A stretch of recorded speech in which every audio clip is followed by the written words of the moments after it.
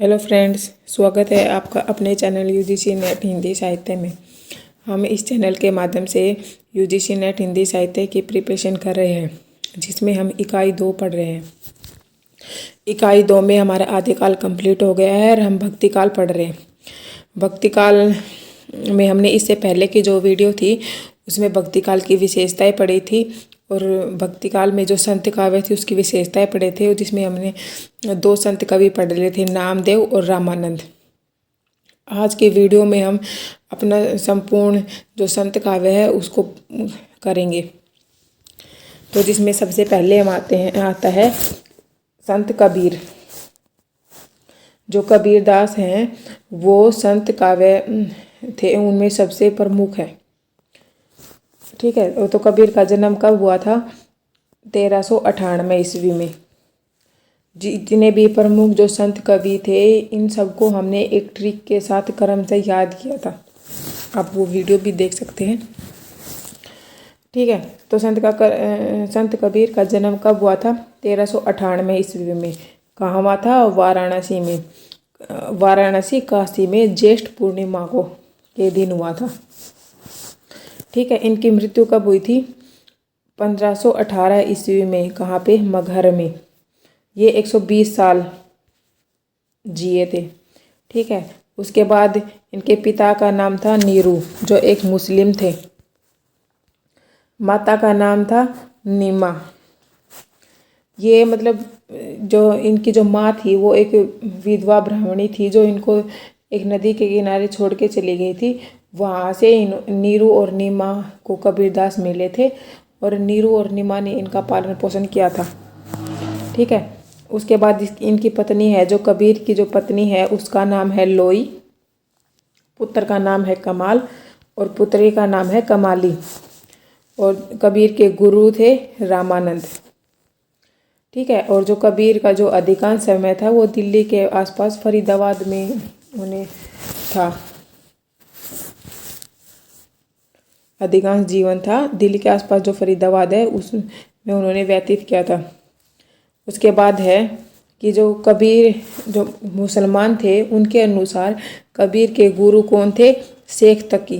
वैसे तो कबीर के गुरु रामानंद को माना जाता है, पर मुसलमानों के अनुसार कबीर के गुरु कौन माने जाते हैं? शेख तकी। ठीक है, उसके बाद जो कबीर थे वह अद्वैतवाद से प्रभावित थे।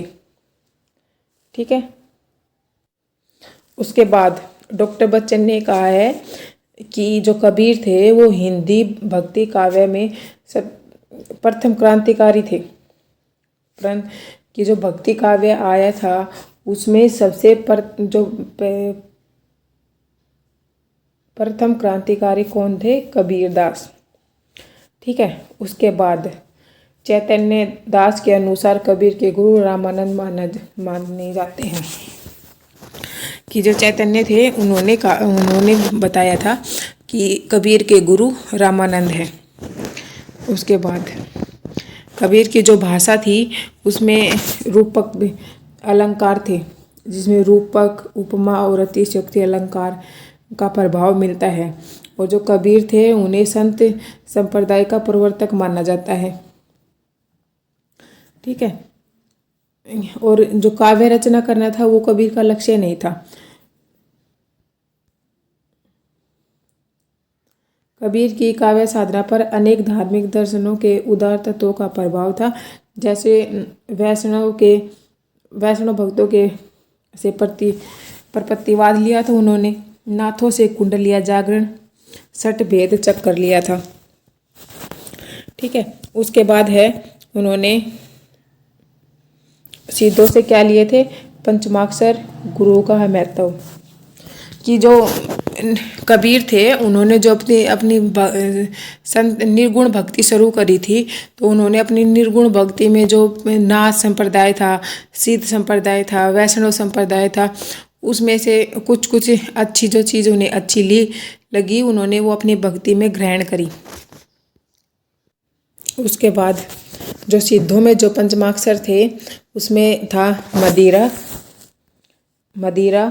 मुद्रा, मैथुन, मत्स्य और मांस। जिसमें मदिरा का अर्थ था आध्यात्मिक जागरण, मुद्रा का अर्थ था ज्ञान, और मैथुन का अर्थ था कुंडलिन जागरण, और मत्स्य का अर्थ था कुंडलिन जागरण की गति, और जो मास था उसका अर्थ था वासना मोचन। ठीक है। उसके बाद है कि जब कबीर की मृत्यु हो गई थी तो उनकी जो गद्दी थी उस पर उनके जो शिष्य थे धर्मदास वो बैठे थे। ठीक है। कबीर के परलोकवास पर गद्दी के अधिकारी धर्मदास बने थे। जो कबीरदास थे वो एक अनपढ़ संत थे। डॉक्टर नगेंद्र ने 63 रचनाओं का उल्लेख किया है। कबीर की 63 रचनाओं का उल्लेख किया है, जिसमें से उनकी 43 रचनाएं हैं वो प्रकाशित है। उसके बाद है कबीर के जो शिष्य थे धर्मदास, उन्होंने कबीर की वाणियों का संकलन किया था। किस नाम से किया था? बीजक नाम से किया था। और कब किया था? 1464 ईस्वी में किया था। ठीक है। कबीर की जो वाणी थी उनका संकलन उनके जो शिष्य थे धर्मदास, उन्होंने बीजक नाम से किया था। कब किया था? 1464 ईस्वी में किया था। बीजक के इन्होंने 3 भाग किए थे, रैमनी, शब्द और साखी।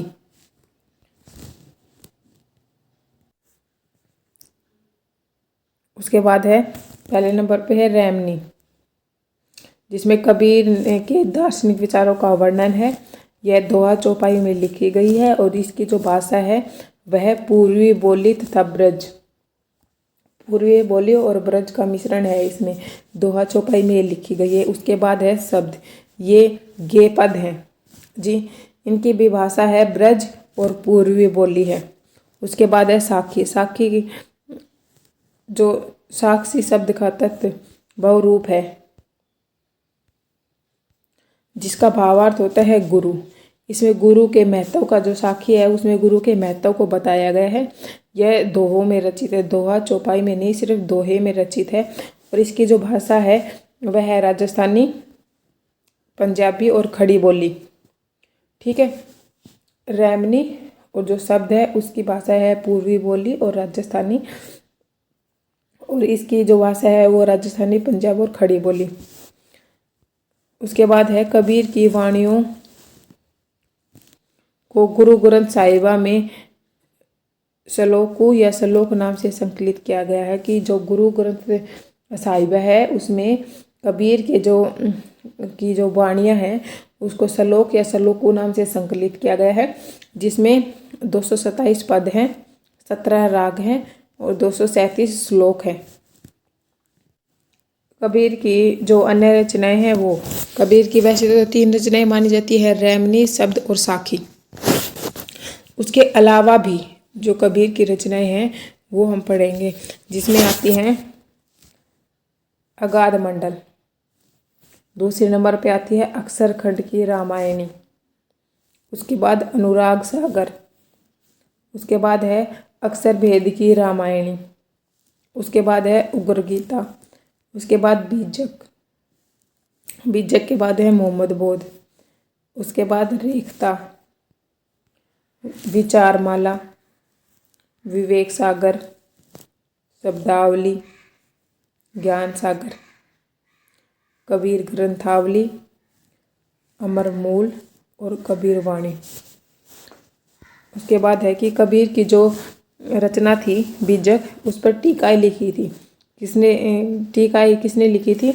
वो एक पूर्णदास ने और एक राम रहेश ने। पूर्णदास ने क्या लिखी थी? त्रिज्या टीका। ठीक है। राम रहेश ने क्या लिखी थी? पंचग्रंथी बीजक। ठीक। उसके बाद है कबीर से संबंधित जो प्रमुख ग्रंथ है वो, कि किस किस कवि ने कबीर से संबंधित जो ग्रंथ लिखे हैं उन ग्रंथ का क्या नाम है। उसमें सबसे पहले आते हैं आचार्य प्रसाद द्विवेदी। आचार्य प्रसाद द्विवेदी ने किस नाम से लिखा है? कबीर नाम से। उसके बाद विजेंद्र स्नातक, उन्होंने भी कबीर नाम से ही लिखा है। उसके बाद है कबीर के पद, क्षिति मोहन सेन। उसके बाद है कबीर वचनावली, हरिओद। कबीर बाग भी, पपैया भी, कपोत भी, किसने लिखी है? डॉक्टर धर्मवीर ने। कबीर का अनंत एकत कहानी प्रेम किसने लिखी है? प्रोफेसर पुरुषोत्तम अग्रवाल ने। उसके बाद जो अगले जो रचना है वो है कबीर परचई। यह कबीर चर्चाई किसने लिखी है? अनंत दास ने। अब हम इनको कैसे याद करेंगे कि हजारों कबीर हैं। किसने कहा है? हजारों कबीर है जब हम कब पढ़ते हैं? जब हम स्नातक में जाते हैं तब। ठीक है, फिर वहाँ पे जाके हम कबीर के जो पद हैं उनकी क्षति कर देते हैं। ठीक है, उसके बाद फिर जो हरिओद है वो हमें मतलब बहुत सारे वचन सुनाते हैं। ठीक है, फिर वहाँ पे एक डॉक्टर धर्मवीर आते हैं। वो कहते हैं कि कबीर तो बाघ भी है, पपैया भी है और कपोत भी है। उसकी जो कहानी है वह एकथ कहानी है, अनंत है। उसके विचार भी अनंत है, उसकी कहानी भी अनंत है। ऐसा डॉक्टर प्रोफेसर पुरुषोत्तम दास ने कहा है। कबीर परचई, कबीर चर्चाई, कबीर की चर्चा और परिचय अनंत है। उसके बाद आता है प्रमुख कथन कि कबीर के बारे में किस किस कवि ने लेखक ने क्या क्या कथन दिए हैं। और कथन हमेशा बहुत इंपॉर्टेंट होते हैं, उनको हमेशा ध्यान से पढ़ना और याद करना। उसके जो सबसे पहले आते हैं वो हैं आचार्य शुक्ल।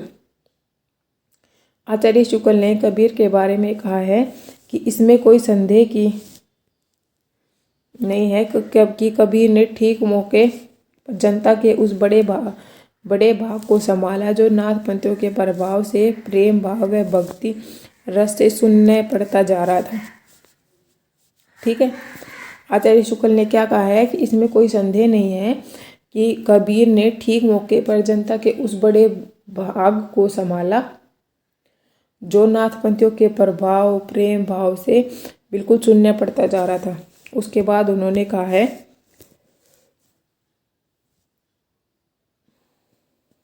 कि उन्होंने भारतीय ब्रह्मवाद के साथ सूफियों की भावात्मक रहस्यवाद, हठयोगियों का साधनात्मक रहस्यवाद, वैष्णव का अहिंसा का मेल करके अपना पंथ खड़ा किया था।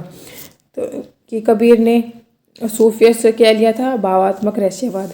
हठयोगियों से क्या लिया? साधनात्मक रहस्यवाद। वैष्णव से अहिंसावाद। इन सब का मेल करके अपना पंथ खड़ा किया था उन्होंने। इन सब को अपनी भक्ति में शामिल किया था। उसके बाद आचार्य शुक्ल का जो कबीर के बारे में जो कथन है वो है तीसरा कथन कि भाषा कि कबीर की भाषा परिष्कृत व परिमार्जित न होने पर भी कबीर की उक्तियों में कहीं कहीं विलक्षण भाव प्रतिभा बड़ी प्रखर थी। इसमें कोई संदेह नहीं है कि उनकी जो भाषा थी तो वो तो अपनी मतलब जो उन्होंने सीखी थी लोकल लैंग्वेज यूज करते थे। उनकी भाषा कोई परिष्कृत और परिमार्जित नहीं थी। फिर भी जो कबीर की जो उक्तियाँ थी, उनकी जो वाणियाँ थी, उनमें कहीं कहीं विलक्षण प्रभाव मिलता है और प्रतिभा तो उनमें बहुत थी। इसमें कोई संदेह करने की बात नहीं है। उसके बाद है आचार्य हजारी प्रसाद द्विवेदी के कथन कबीर के बारे में। आचार्य हजारी प्रसाद द्विवेदी का पहला कथन है, ऐसे थे कबीर, सिर से पैर तक मस्तमौला, आदत से अक्कड़, स्वभाव से फक्कड़ और दिल से तर। आचार्य हजारी प्रसाद द्विवेदी ने क्या कहा है कि जो कबीर थे वो सिर से पैर तक मस्तमौला थे, आदत से अक्कड़ थे, स्वभाव से फक्कड़ थे और दिल से तर थे। उसके बाद इनका जो दूसरा कथन है वो है कि कबीर की कविता बाई पॉकेट है और ये वाणी के डिक्टेटर है। ठीक है, इनकी जो कविता है वो तो बाई पॉकेट है और इनको वाणी का डिक्टेटर कहा है आचार्य हजारी प्रसाद द्विवेदी ने। कबीर की कविताएं पॉकेट का माल है, ये इनका तीसरा कथन है। और आचार्य हजारी प्रसाद द्विवेदी का चौथा कथन है कि कबीर की कविता दलवे का माल है। ठीक है, उसके बाद है श्याम सुंदर दास का कथन कबीर के बारे में। उन्होंने कहा है कि कबीर की भाषा का निर्णय करना टेढ़ी खीर है क्योंकि वह खिचड़ी है। उनकी भाषा में अनेक बोलियों के शब्द मिलते हैं। तो जो श्याम सुंदर दास थे उन्होंने कबीर दास की भाषा को पंचमेल खिचड़ी कहा था। इन्होंने कहा है ना कि अनेक बोलियों के शब्द मिलते हैं, मतलब पंचमेल खिचड़ी किसने कहा है? श्याम सुंदर दास ने कबीर की भाषा। उसके बाद है डॉक्टर बिंदु माधव। कबीर के बारे में इन्होंने क्या कहा है कि कबीर के पदों की भाषा मुख्यतः ब्रज शाक्यों की राजस्थानी खड़ी बोली और रेमनी प्रधान भाषा अवधी है। ठीक है। उसके बाद है डॉक्टर बच्चन ने क्या कहा है कि हिंदी प्रदेश में कबीर पहले व्यक्ति थे जिन्होंने संस्कृत को कूपजल और भाषा को बहता जल कहा है। ठीक है। कबीर की भाषा को बहता जल किसने कहा है? डॉक्टर बच्चन सिंह ने। ठीक है। और कबीर ने संस्कृत भाषा को क्या कहा है? कूपजल। उसके बाद कबीर के बाद जो अन्य संत कवि आते हैं हम वो पढ़ेंगे, जिसमें सबसे पहले आते हैं गुरु नानक, जिन्हें नानक देव भी कहा जाता है। और गुरु नानक का जन्म कब हुआ था? 1469 ईस्वी में। कहाँ पे? तलवंडी, जो अभी फिलहाल लाहौर में है। और कार्तिक मास की पूर्णिमा के दिन इनका जन्म हुआ था। यह स्थान वर्तमान में पाकिस्तान में है, जो ननकाना नाम से जाना जाता है। और इनकी मृत्यु कब हुई थी? 1538 ईस्वी में। और गुरु नानक के पिता का नाम था मेहता कालूचंद खत्री। इनकी माता का नाम था तृप्ता देवी। उसके बाद इनकी बहन का नाम था नानकी। ये अपनी बहन से बहुत प्यार करते थे, मतलब प्रिय थी ये इनकी। पत्नी का नाम था सुलक्षणी। और पंथ नानक पंथ इनके नाम से ही पड़ा था। उनके पुत्र का नाम था श्रीचंद और लक्ष्मीचंद, जिसने उदासी संप्रदाय चलाया था। और इनकी जो गुरु नानक की जो भाषा थी वो थी हिंदी, पंजाबी और फारसी भाषा थी। उसके बाद है कि जो गुरु नानक थे ये सिख संप्रदाय के प्रवर्तक व आदि गुरु माने गए थे, क्योंकि इन्होंने सिख संप्रदाय शुरू किया था। और इन्होंने नारी सम्मान के लिए बहुत आवाज़ उठाई थी। उसके बाद है इनकी रचनाओं में शांत रस की प्रधानता मिलती है। उसके बाद है ये पहले संत है जिन्होंने विदेशी आक्रमण जो आए थे उनके विरुद्ध आवाज़ उठाई थी। इससे पहले के जो थे उन्होंने मतलब अपने दोहों में कहा तो है पर आवाज़ नहीं उठाई थी, पर गुरु नानक ने आवाज़ उठाई थी। उसके बाद है इनकी जो रचनाएं हैं वो हैं जपूजी, दूसरी है आस दीवार, रहीरास, सोहिला, नसीहतनामा और खड़ी बोली। और जो इनकी जो रचना है नसीहतनामा, इसमें विदेशी आक्रमणों के का वर्णन है। नसीहत देते हैं विदेशी आक्रमणों के बारे में।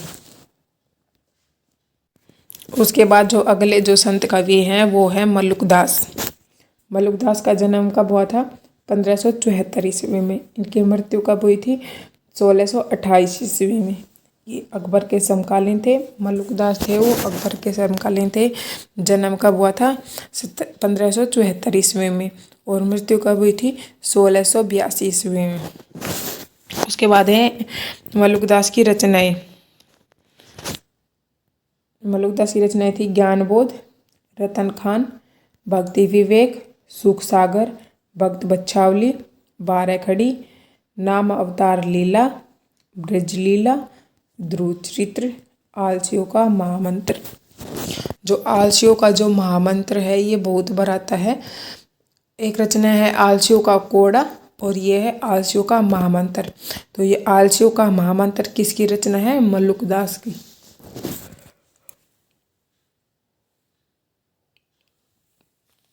उसके बाद है जो अगले जो संत कवि हैं वो है सुंदरदास।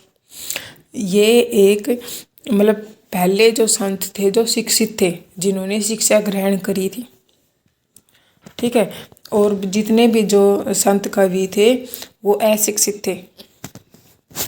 तो सुंदरदास का जन्म कब हुआ था? सुंदरदास का जन्म हुआ था 1596 ईस्वी में।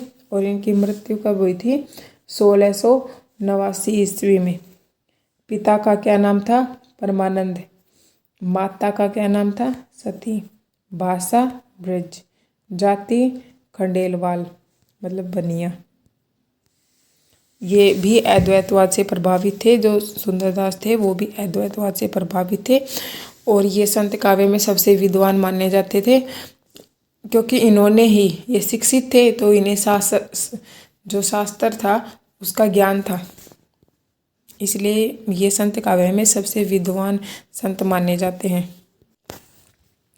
और जो सुंदरदास थे वो श्रृंगार रस के विरोधी कवि थे, काव्य शास्त्र के ज्ञाता थे। और जो केशवदास की जो रचना थी रसिक प्रिया, और नंददास की जो रचना है रसमंजरी, इनका इन्होंने निंदा करी थी क्योंकि ये दोनों जो रचनाएं हैं वो नाई का भेद पर आधारित थी, इसलिए इन्होंने ये करी थी। और ये जो मतलब इस तरह की जो चर्चा थी उनसे हमेशा दूर ही रहते थे ये सुंदरदास, इस वजह से। उसके बाद है ये रस सिद्ध संत कहलाए थे और इनकी जो रचनाएं थी उसमें रीति काव्य का प्रभाव था।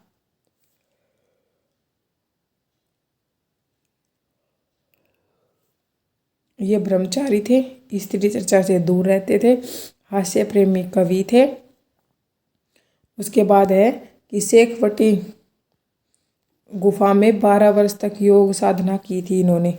इनकी जो रचनाएं हैं वो है ज्ञान समुद्र, सुंदर विलास, सुंदर ग्रंथावली, पंच इंद्रिय ग्रंथ और सुख समाधि, अद्भुत उपदेश, वेद विचार और पंच प्रभाव, इनकी रचनाएं थी।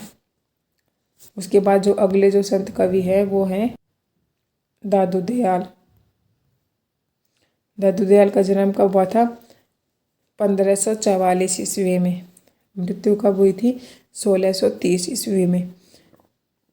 कब हुआ था? फागु माह में गुरुवार के दिन हुआ था इनका जन्म। और साबरमती नदी में कमल के पत्ते पर मिले थे ये, जैसे कबीर मिले थे वैसे ही, ठीक है।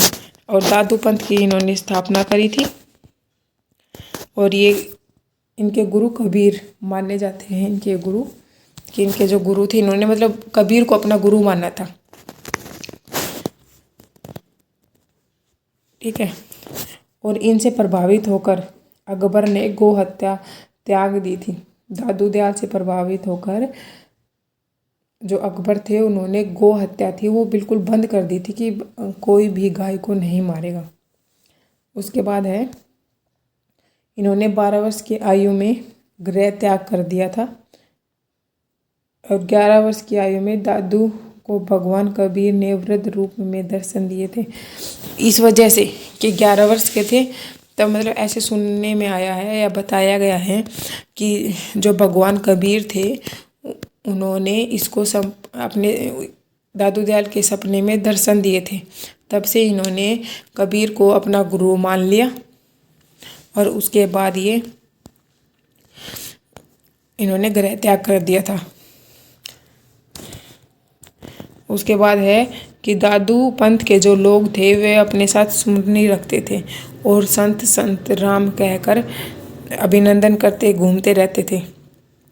उसके बाद है कि दादू के का जो संप्रदाय था यह धीरे धीरे बंटने लगा था और यह 5 भागों में बंट गया था। पहला है खालसा, तपस्वी, स्थान धारक, खाकी और नागा। इन 5 भागों में जो दादू पंथ था वो बंट गया था। और दादू दयाल का जो संत सत्संग स्थान है उसको अलख द्वारिका के नाम से जाना जाता है, जो कहाँ पे है? राजस्थान में। उसके बाद है दादू दयाल की जो रचनाएं अंगवधु, जिसका संकलन किसने किया था? इनके शिष्य थे रज्जब, ठीक है। और दूसरी रचना है हठे वाणी, जिसका संकलन किसने किया था? संत दास ने और जगन्दास ने, ये भी इनके शिष्य थे। और काया बोली, खड़ी बोली में लिखी गई रचना है ये काया बोली, ठीक है। उसके बाद जो अगले जो संत कवि आते हैं वो है रज्जब। रज्जब की रचना है सबंगी, ठीक है। और एक रचना है अभंग। अभंग किसकी रचना है? नामदेव की। और सबंगी रज्जब की। निपट निरंजनी। निपट निरंजनी की रचना है शांत सरसी निरंजन संग्रह। उसके बाद अगले जो वो हैं संत जम्बनाथ, इनकी जो रचना है गगनमंडल और अन्यन भक्ति। इनकी दो रचनाएं हैं जम्बनाथ की, गगनमंडल और नाथ। Thank you for watching. आपको वीडियो अच्छी लगी तो शेयर सब्सक्राइब एंड लाइक करें।